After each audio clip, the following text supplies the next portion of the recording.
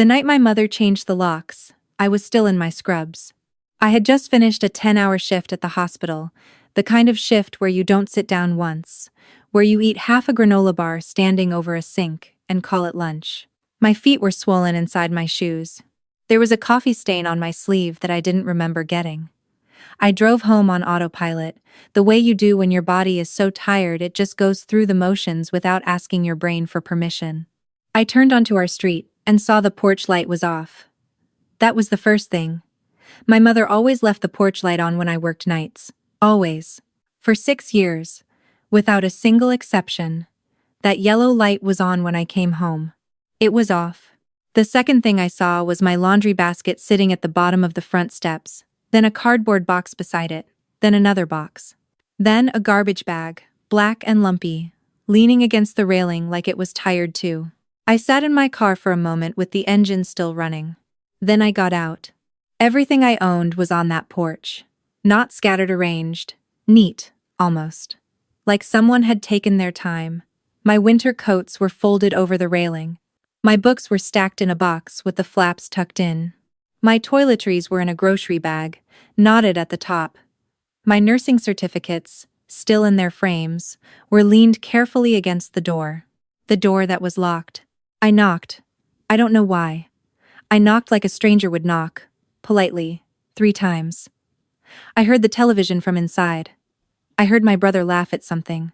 I heard my mother's slippers on the tile floor, that specific shuffle I had listened to my whole life, and then the slippers stopped just on the other side of the door and did not come any closer.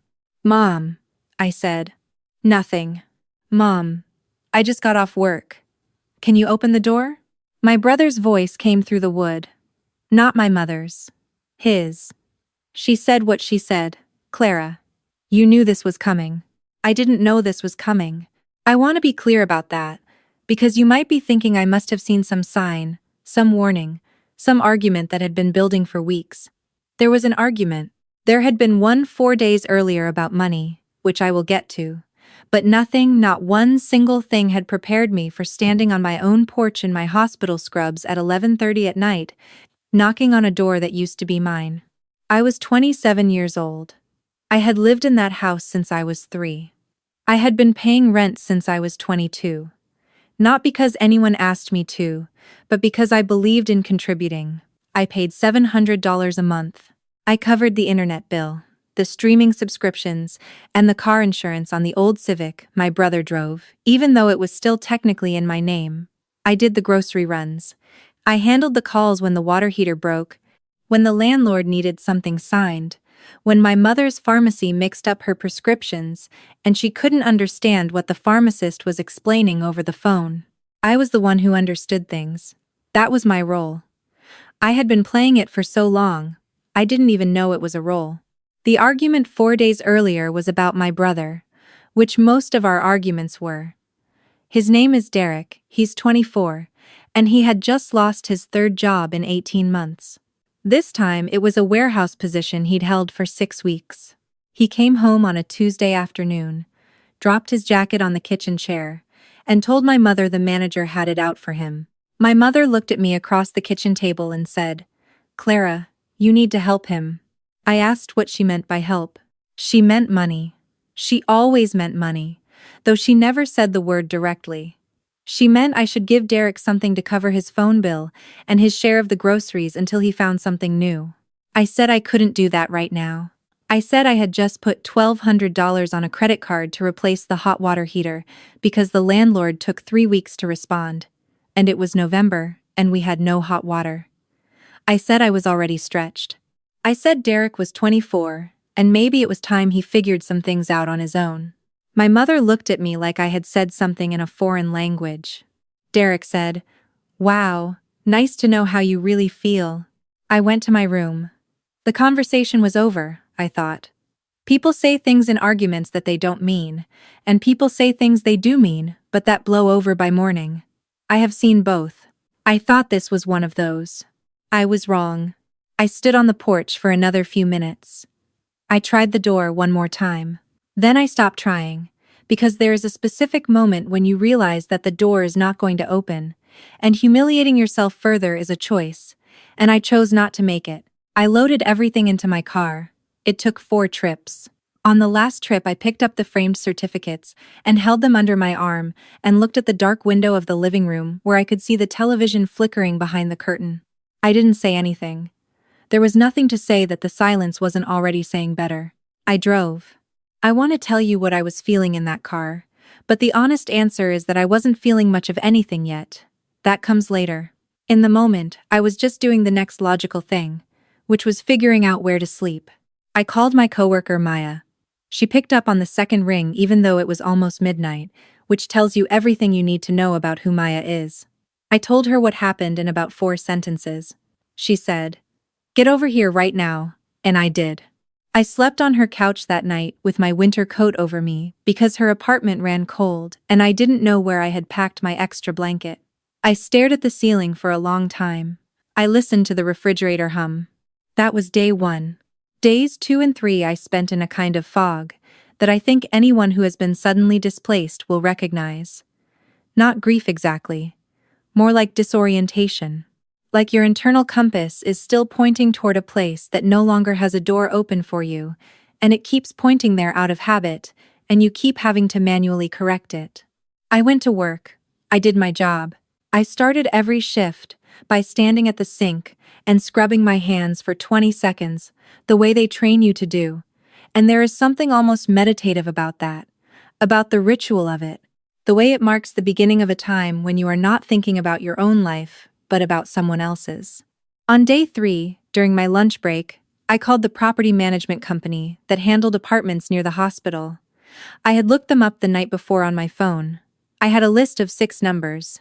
I worked through 3 of them before I found a place with a unit available, a 1-bedroom on the 4th floor of a building 12 minutes from work.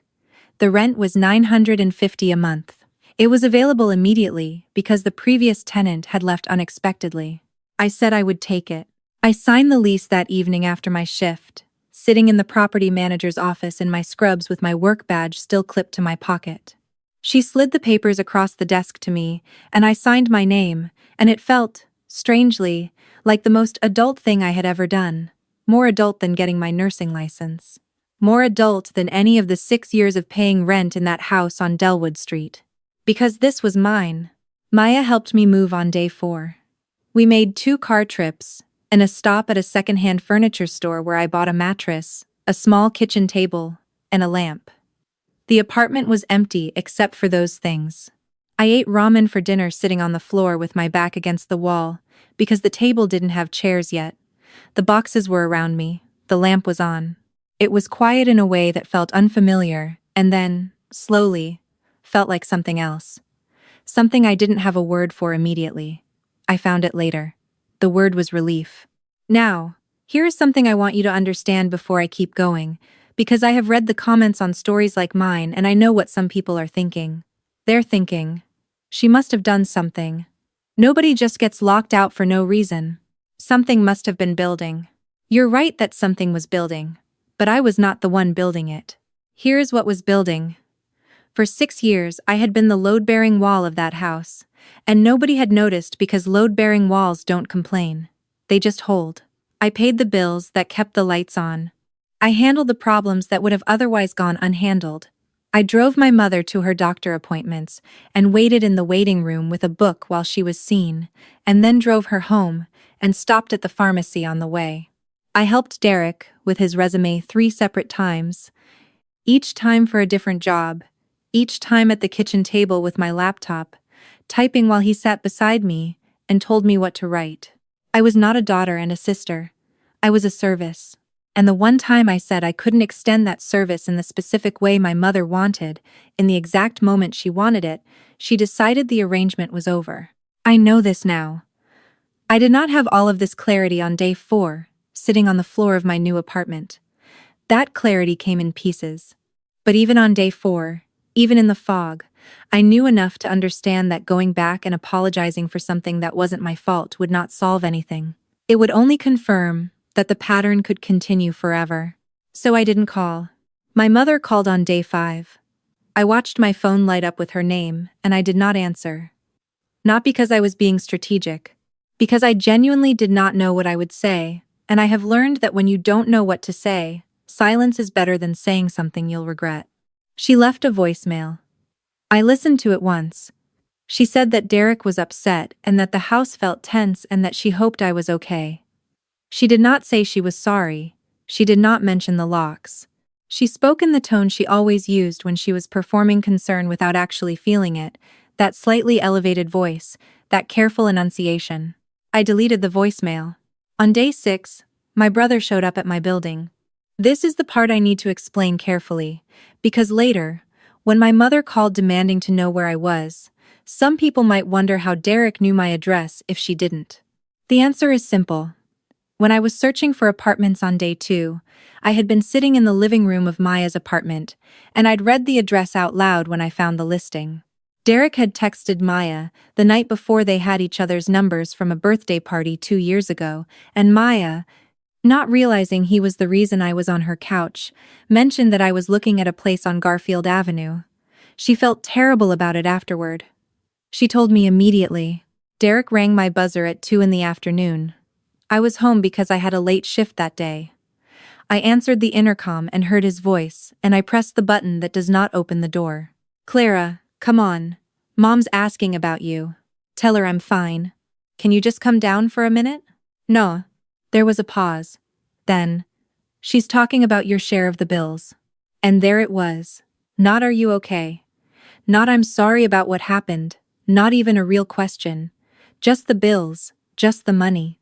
Just the thing that had always been, underneath everything, the actual reason I mattered to them. "She'll need to figure that out," I said. I turned off the intercom. That night, I sat with my new lamp and my boxes, and I wrote a list in my phone notes. Not an emotional list. A practical one. What I had been covering. What I was no longer covering. Internet. $62 a month. Streaming. $45. Car insurance on the Civic. $118. Grocery contributions. Roughly $250 a month. Rent. $700. Plus the water heater I had just paid for. Plus 6 years of being the person who answered the phone when something needed answering. I looked at the numbers for a long time. Then I started working on something else. I had been putting off an application for a surgical technician certification pathway through the hospital. It was a program I'd wanted to do for over a year, but there had always been something: Derek's resume, my mother's appointments, the water heater, the lease renewal, the insurance forms. There had always been a reason to do it later. I opened the application on my laptop. The kitchen table now had 2 chairs, because Maya had given me one of hers. I sat in one of them, and filled out the application, and submitted it, before I could change my mind. It took 40 minutes. It felt like 40 minutes I had been saving for a very long time without knowing it. I went to sleep that night without checking my phone. On day 7, my mother called 3 times. I let all 3 go to voicemail. On day 8, Derek sent a text message that said the internet had been shut off and asked if I had the account login. I read it and put my phone face down on the table. I want to pause here, because I know how this part of the story sounds. I know some people are thinking, just talk to them, just have the conversation, families work things out. And I want to ask you something, genuinely, before you think that. Have you ever had a conversation with someone where the conversation itself was the problem? Where the other person was not confused about what had happened? They knew exactly what they had done, but the only version of the conversation they were interested in having was the one where you apologized and came home and everything went back to the way it was before? Because that was the only conversation available to me. I knew it the way you know the end of a book you've read before, and I was not interested in reading that book again. On day 9, something shifted. I got to work early and found a note in my hospital mailbox from the program coordinator for the surgical technician pathway. She had seen my application and wanted to meet. I scheduled the meeting for the following Tuesday. I walked the rest of my shift about 2 inches off the ground. That evening I bought a proper bed frame. I hung one of my certificates on the wall. I cooked actual food for the first time since moving in pasta with olive oil and garlic. Nothing complicated, and ate it at my kitchen table in a quiet apartment that was mine, that had a lock on the door that only I had the key to, and I thought, this is what I was paying for all along. Not their house. This. The right to come home to a place that was actually home. I still hadn't called my mother back. On day 10, my phone started going off before I had even finished my morning coffee.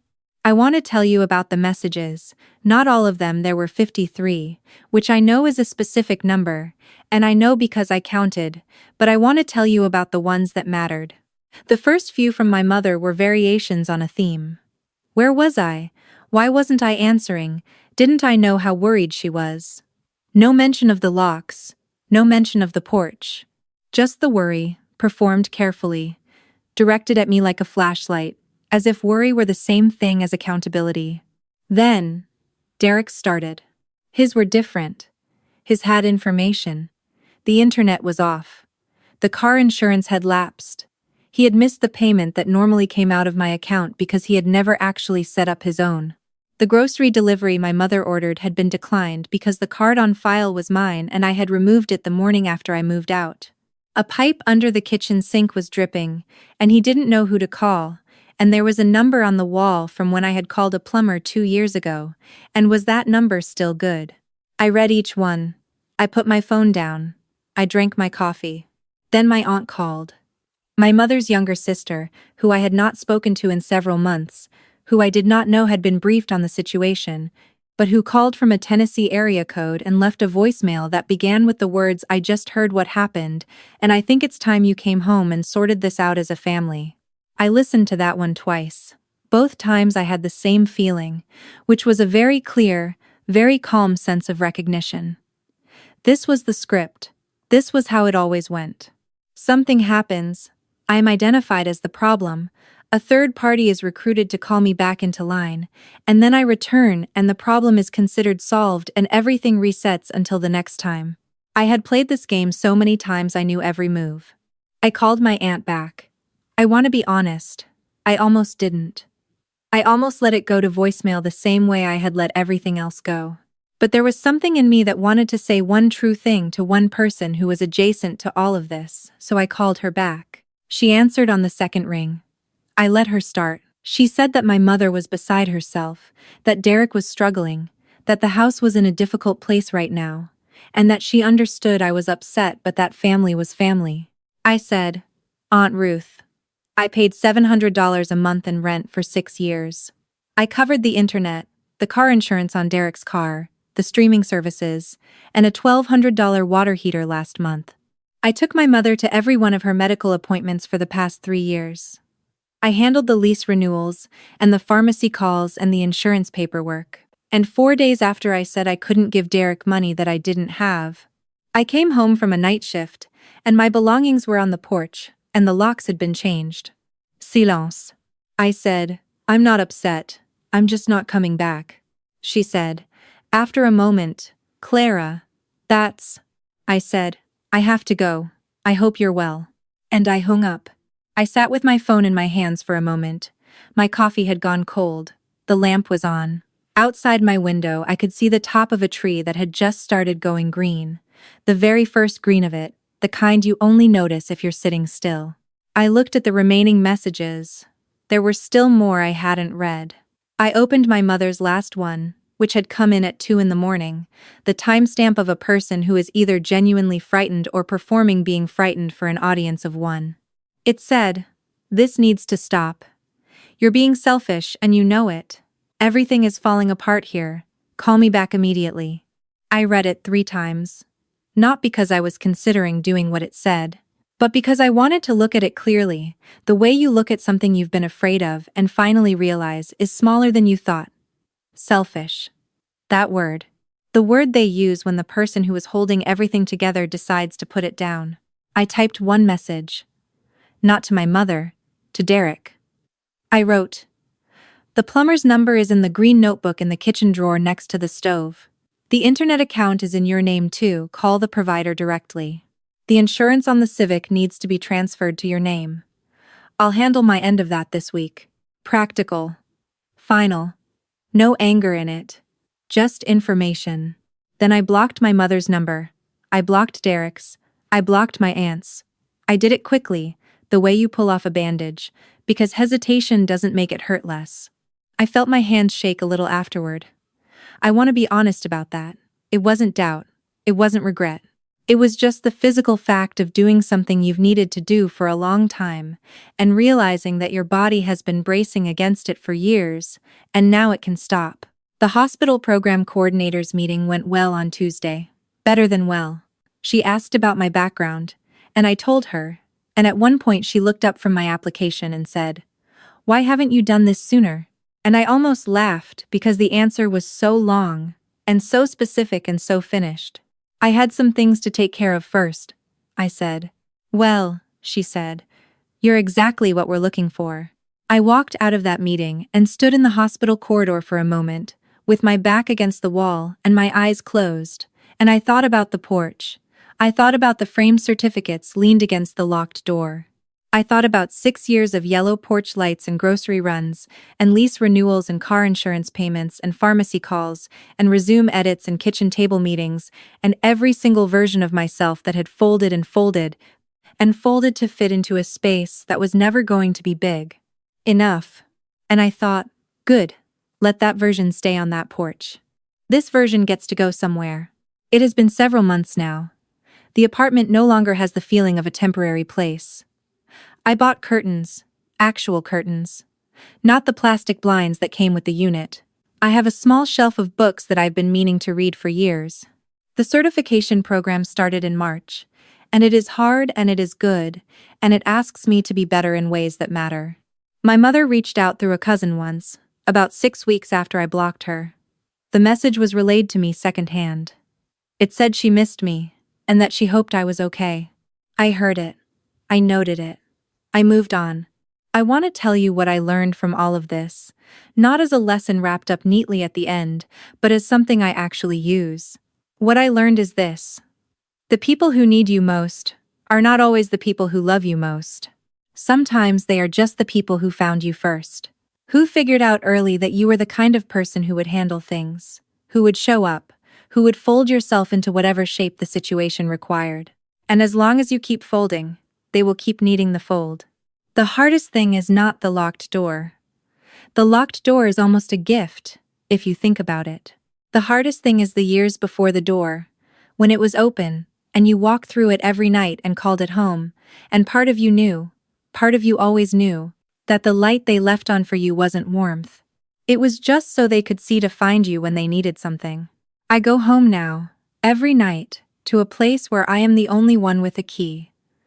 I leave the light on for myself. It is a small thing. It is everything.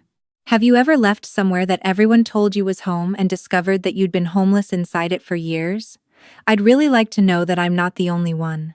And if you're somewhere right now where the door keeps opening and closing depending on what you can give, I just want you to know that there is a version of this where you get to leave. Where leaving is not the tragedy.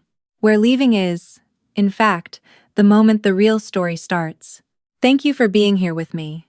If this reached you somewhere true, share it with someone who needs it, and I'll see you next time.